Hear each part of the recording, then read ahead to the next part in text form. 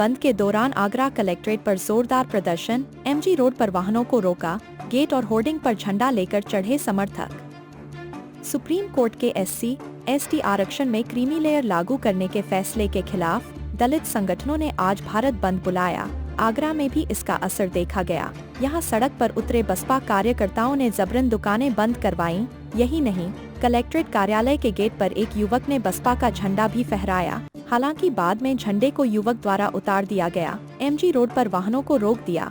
इस दौरान लोग वाहनों के आगे लेट गए। बारिश के बीच भी प्रदर्शन जारी रहा। बड़ी संख्या में बसपा कार्यकर्ता सड़कों पर उतर आए थे और ट्रैफिक पुलिस बूथ पर चढ़कर बसपा का झंडा लगा दिया गया।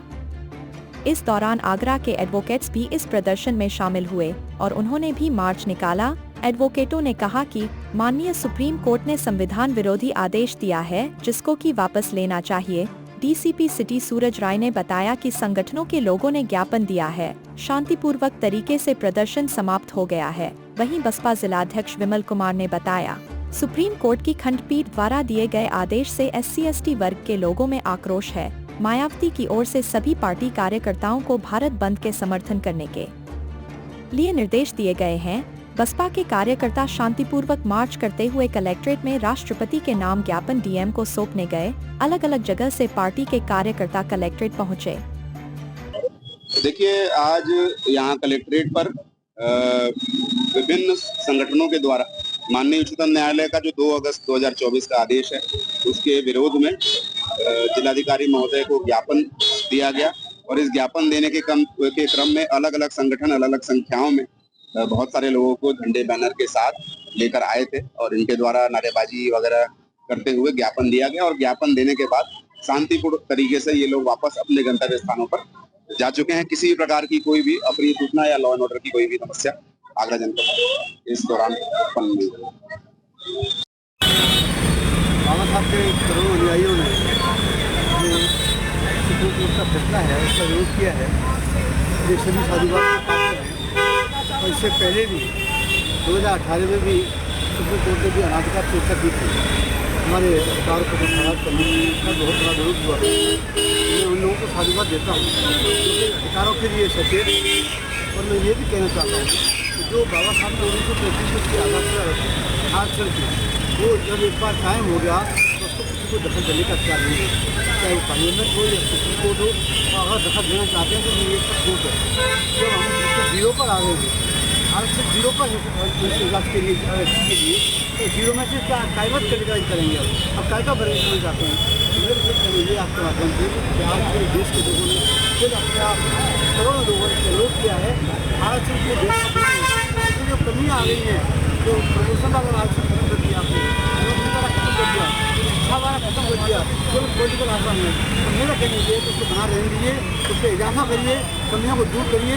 हमने कहा बड़ा बुरा हर्ष होगा कि सरकार कोई भी हो, सरकार की नीयत पर खो के मैं जानता हूँ और नीयत अपनी को साफ रहे सरकार, नीयत साफ होकर काम करें, हमेशा इसका परिणाम बहुत बेहतर होंगे।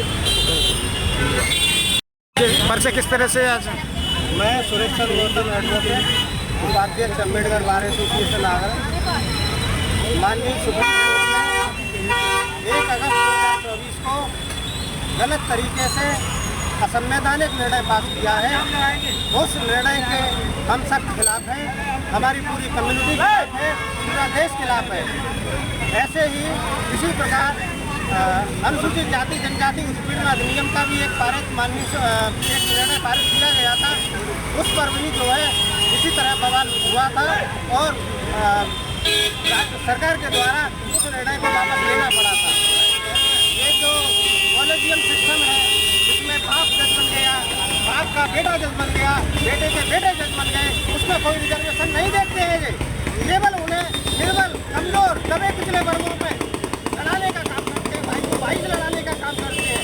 इनकी मानसिकता दूषित है। अंग्रेज चले गए, लेकिन ये इनकी मानसिकता अंग्रेजों से कहीं ज़्यादा है। हम इस असंवैधानिक कानून का घोर विरोध करते हैं। हमारी doctor Ambedkar bar association Agra ने इस गलत निर्णय के खिलाफ भारत बंद का साथ दिया है और हम इस जंग में पूरी तरह से शामिल हैं। और अभी हमारी ये शुरुआत है। जब तक ये निर्णय वापस नहीं हो जाता, जब तक इसका विधेयक पारित होकर के ये आदेश माननीय सुप्रीम कोर्ट का निरस्त नहीं हो जाता और इस आरक्षण का जो मुद्दा है उसे संविधान की अनुसूची 9 में नहीं डाल दिया जाता, हम शांति से नहीं बैठेंगे। जय भीम, जय भारत, जय संविधान। किस तरह से आज क्या मैं रमेश चंद्र एडवोकेट मूल अध्यक्ष doctor Ambedkar bar association Andhra. आज हमारी अम्बेडकर बार संस्थागणों ने अम्बेडकर बार के बैनर तले भारत बंद का आह्वान किया गया था। हम यहाँ मौजूद हैं। माननीय सर्वोच्च न्यायालय के द्वारा 1 अक्टूबर 2024 को एक निर्णय पारित किया गया। वो निर्णय संविधान में दी गई व्यवस्था के प्रति तो जातियों का वर्गीकरण करना की जाति को क्या होना चाहिए, इस सारी व्यवस्था का प्रावधान संविधान में है और ये संसद को है।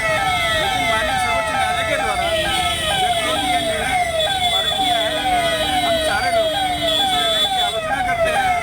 माननीय सर्वोच्च न्यायालय राष्ट्रपति महोदया से निवेदन करते हैं कि सर्वोच्च न्यायालय का निर्णय वापस लिया जाए, जिससे जनता में जो जनाक्रोश है ये समाप्त हो जाए। जय भीम, जय भारत।